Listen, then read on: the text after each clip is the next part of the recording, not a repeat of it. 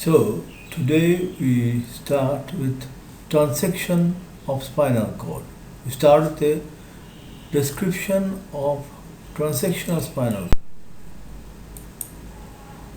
Now we will discuss the complete transection of the cord. Now the complete transection of the cord occurs sometimes after bullet injuries or automobile accidents. So after bullet injuries or automobile accidents, the complete transection sometimes occurs. Now the signs and symptoms following complete transection may be divided into three phases. The signs and symptoms following complete transection may be divided into three phases. One is stage of spinal shock. In this stage, all activity in the spinal cord is depressed. There is total loss of muscle tone with complete paralysis of muscles.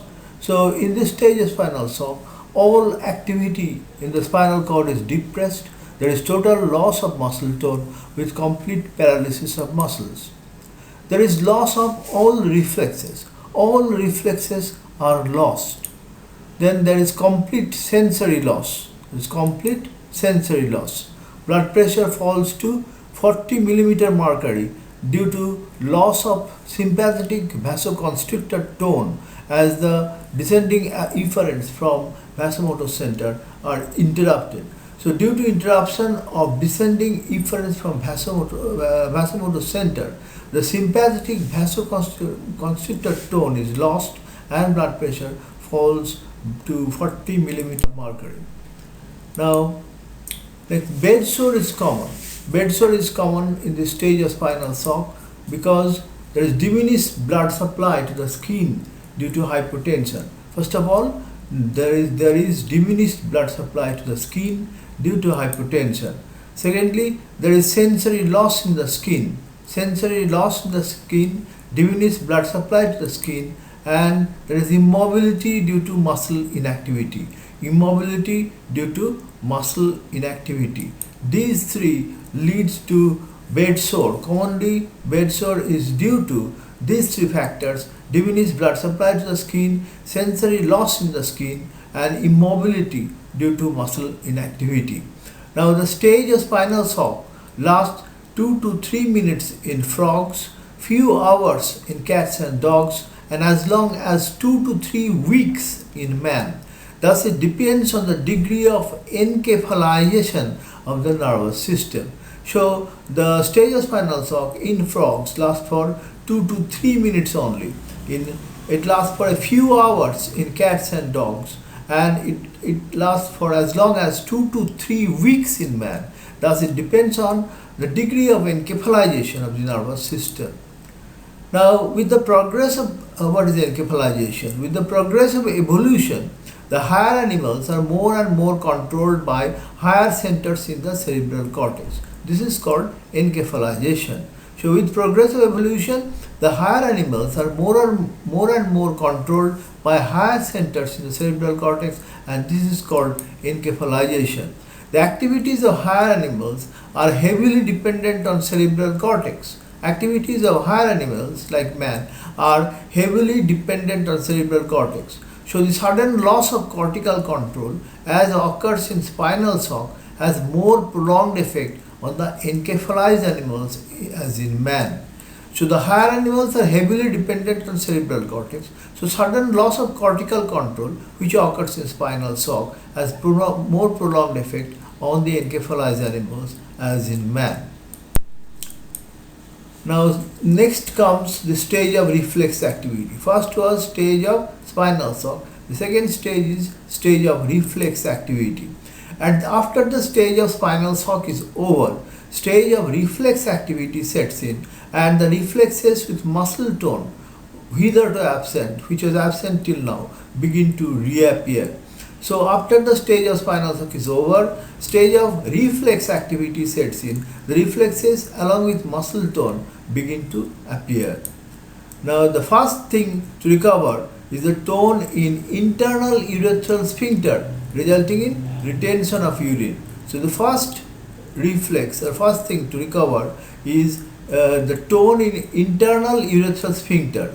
The internal urethral sphincter tone is increased, resulting in retention of urine. Now, the smooth muscles of the blood vessels also regain tone, and the blood pressure begins to rise, and ultimately normal pressure is restored.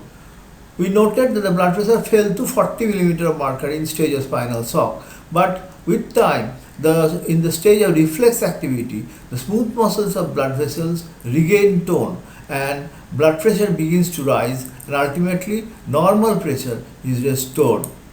Now the skeletal muscle tone also rises. Skeletal muscle tone also rises. The flexor tone appears first, resulting in paraplegia and flexion. The tone in skeletal muscles also rises. The tone in flexor muscles appears first, and this causes paraplegia in flexion.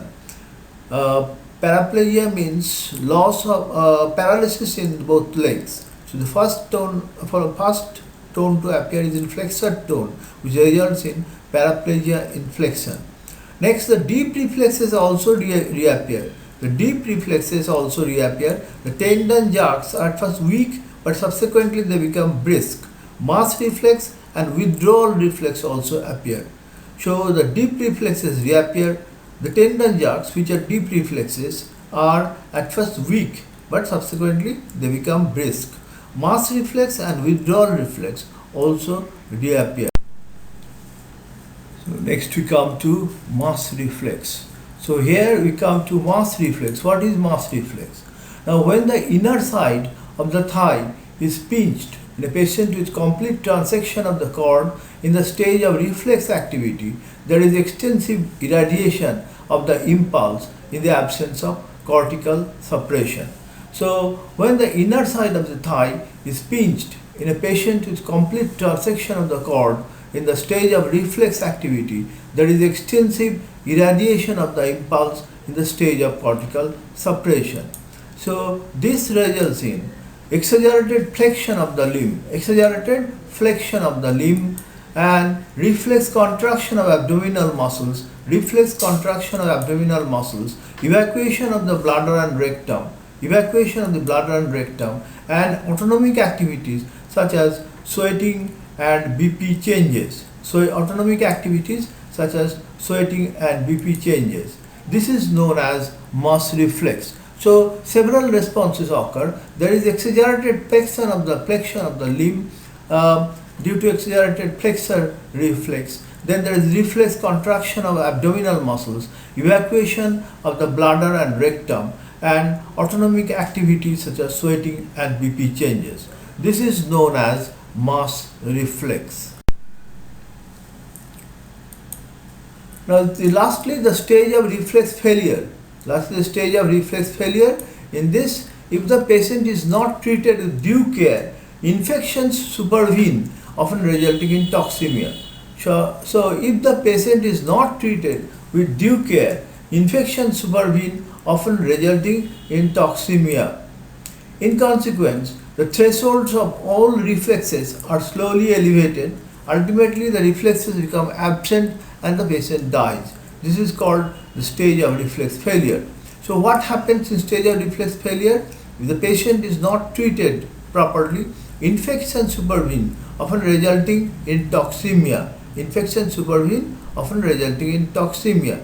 And in consequence, the thresholds of all reflexes are slowly elevated. Ultimately, the reflexes become absent and the patient dies. This is called the stage of reflex failure.